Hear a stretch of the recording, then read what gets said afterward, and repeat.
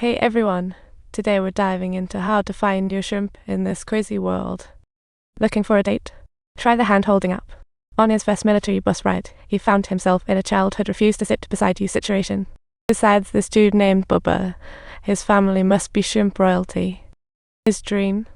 To own a shrimp boat and become the most punctual shrimp boss out there. He stirred up the third major wave in Forrest's life journey, and subsequently, Forrest was about to embark on a new chapter indeed. Military life was akin to the easy mode in a game. He just obeyed orders. Assemble your gun, the sergeant ordered, and he silently did, undisturbed by others. Every time he impressively shattered the efficiency records of the squad, earning everyone's admiration. Whenever the sergeant made a request of him, he silently pondered to himself, "Just do it as per the instructions."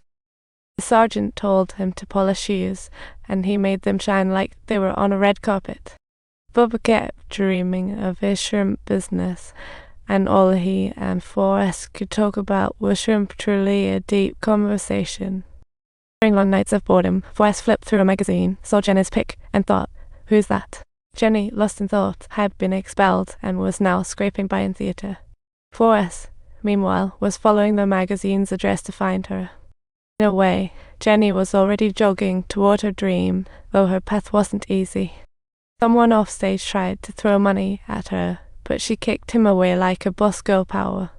The angry guy splashed water on her, and Forrest, feeling heroic, jumped in and took care of business. Forrest was just protecting Jenny in his own way like before, but this time his "I love you" left her a bit stunned. Jenny told Forrest he didn't really get Laval, the struggles of youth. Yet she didn't want to hurt Forrest. She just wanted to climb, only to find life was squeezing her dreams. She didn't want Forrest to see her struggles, while he was always there running breathlessly for her. Jenny reluctantly bid farewell to Forrest, and that moment of turning away was truly a memorable movie scene. She hoped Forrest would promise her something. Expectantly, Forrest nodded, thinking, "Am I becoming a hero again?"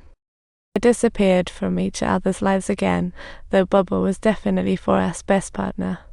Dan appeared like surfer dude coming from a military family, hoping to shine on the battlefield. Bubba remained preoccupied with his grand shrimp plans, whereas the battlefield in Vietnam wasn't quite as filled with smoke and fire as they had envisioned.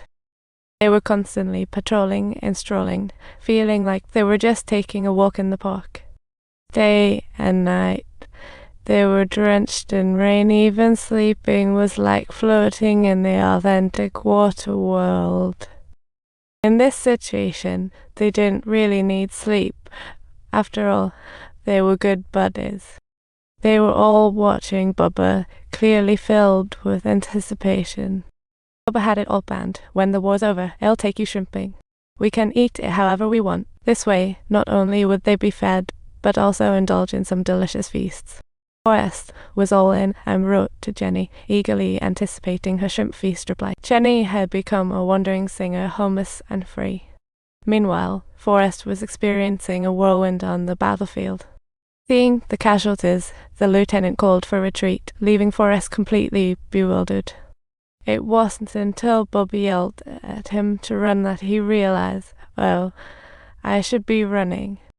He quickly left the line, turned, found no one. Panic. Forrest rushed back to save Bubba, as if time had rewound. On his quest, he not only found his injured teammates, but also unexpectedly received their gratitude, who had mocked him before, now looking at him with gratitude. He safely carried every single person he encountered on the road back to safety, truly becoming their savior. On the way back, he stepped on something, but he only thought about getting everyone to safety. Finally, he found Bubba running through the cannon fire like a hero. Bubba left him with "Make my shrimp dreams come true," and Forrest nodded enthusiastically. He finally learned what bullets were when he got to the hospital. What a right. "This injury is worth a fortune. I can lie down and eat ice cream now." Unfortunately, when he got to the government, he didn't see a cent, starkly contrasting with Forrest's carefree ignorance.